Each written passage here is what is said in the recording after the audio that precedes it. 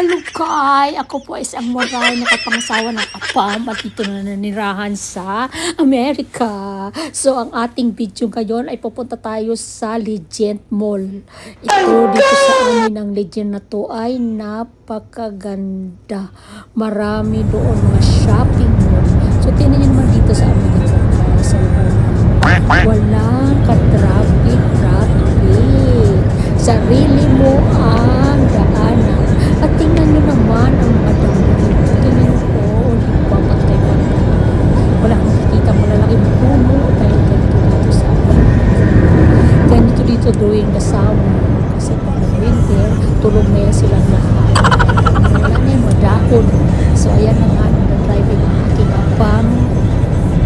Ayan. So ayan, tingnan nyo naman wala talagang bumadaan ang sasakyan. O diba? Wala ka dito kaaway sa kasama. Marami na nga lang makikita dito. Ito naman yung dito. Nababanggaan. Pulis kasama na yung mga pera dito. Yan mga pins dyan. Ito naman yung pagdidilig mo. Diba ang galing? High-tech.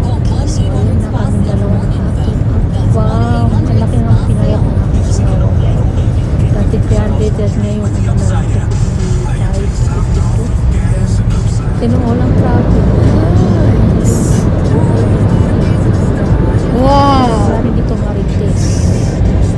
Kaya ang karamihan ng mga tao dito kasi nakaupo ng sarili. Kasi nga wala makausap sa sarili na lang. So, ayan na naman. Malapit na tayo sa Legend. Nangaw-ngaw ako dyan. Hindi ko alam kung ano yung sinasabi ko. Wala talagang traffic dito. Ganda dito. Pantay lang dito. So, yun. Oh my God. Malapit na kami dyan sa Legend. Malaking ano. Kaya na yung nasa right side. Ano yung swimming pool. Marami pupunta dyan kasi sa amin. So, ayan, walang traffic. Karito dito sa Amerika. Diba? Amazing.